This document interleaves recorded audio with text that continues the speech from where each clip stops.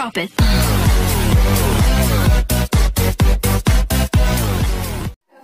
Assalamualaikum warahmatullahi wabarakatuh. Kami dari kelompok 1 akan menyampaikan konsep dasar penerjemahan. Jadi yang pertama adalah hakikat penerjemahan. Yang pertama adalah pengertian. Secara etimologi, penerjemahan adalah turunan dari kata terjemah yang diserap dari bahasa Arab yang berarti memindahkan atau mengalihkan.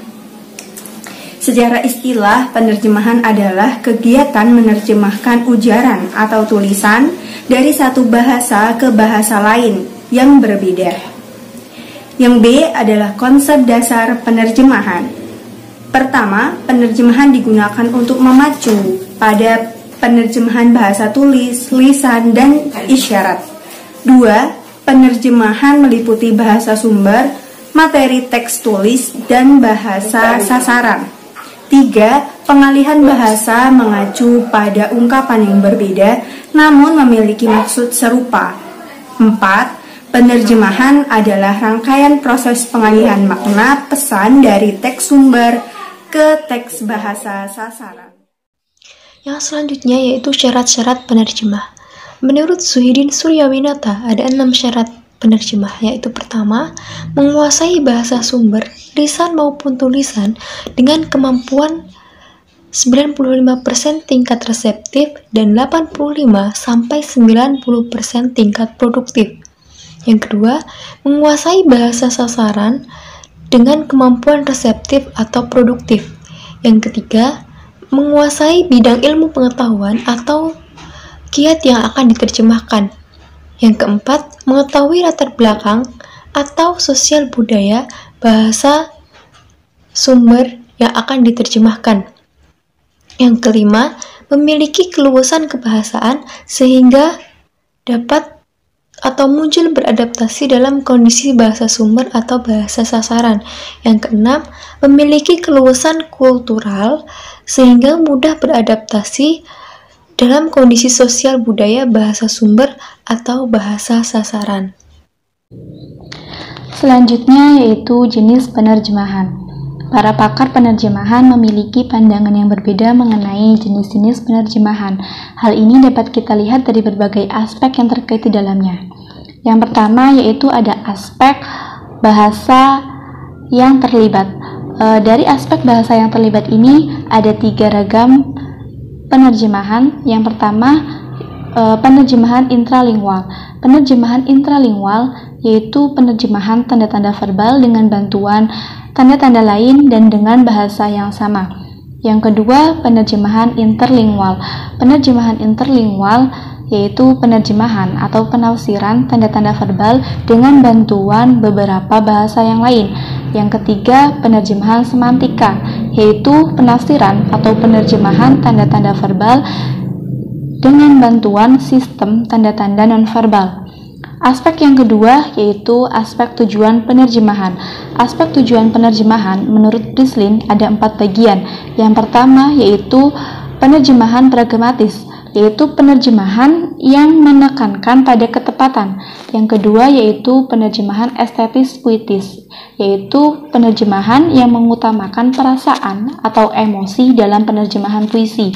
Yang ketiga yaitu penerjemahan etnografis, yaitu penerjemahan yang mengutamakan konteks budaya bahasa sumber ke konteks bahasa sasaran.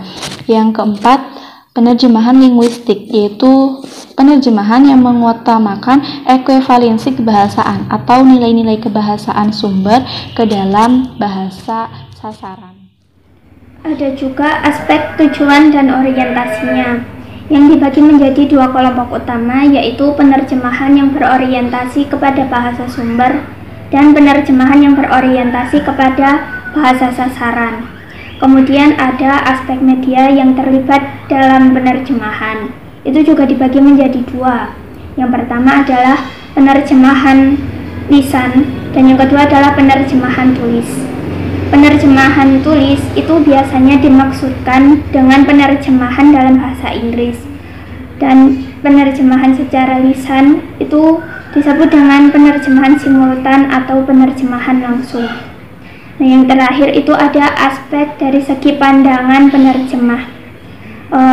Dapat dibagi dua menjadi penerjemahan dari bahasa asing ke bahasa ibu, dan yang kedua penerjemahan dari bahasa ibu ke bahasa asing. Selanjutnya yaitu metode penerjemah.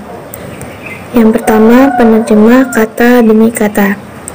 Dengan cara setiap kata diterjemahkan satu persatu berdasarkan makna umumnya. Metode ini umumnya digunakan pada tahapan proses penerjemahan ketika penerjemah tersebut mengalami kesulitan dalam bahasa. Dan yang kedua, penerjemah harfiah. Penerjemahan ini mula-mula dilakukan dengan cara menerjemahkan kata demi kata, yang kemudian disesuaikan susunan kata-katanya dengan tata bahasa sasaran atau bahasa yang dituju.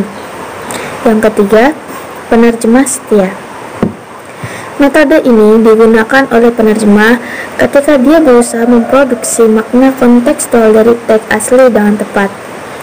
Dengan metode ini, penerjemah sangat mempertahankan aspek format, aspek bentuk metafora, dan bentuk istilah, sehingga pembaca secara lengkap masih melihat kesetiaan pada segi bentuknya dalam bahasa sasaran. Yang keempat, penerjemah semantis. Penerjemahan ini lebih mempertimbangkan unsur estetik teks bahasa sumber dengan cara mempromikan makna selama masih dalam batas kewajaran, dan penerjemahan ini lebih luas dan fleksibel daripada penerjemahan setia. Yang selanjutnya adalah metode penerjemahan adaptasi. Metode penerjemahan adaptasi adalah metode penerjemahan yang paling bebas atau metode penerjemahan yang paling dekat dengan bahasa sasaran. Penerjemahan dengan metode adaptasi yaitu metode penerjemahan yang biasanya digunakan untuk menerjemahkan suatu puisi dan drama. Selanjutnya adalah metode penerjemahan bebas. Penerjemahan bebas adalah metode penerjemahan yang lebih mementingkan isi daripada teks aslinya.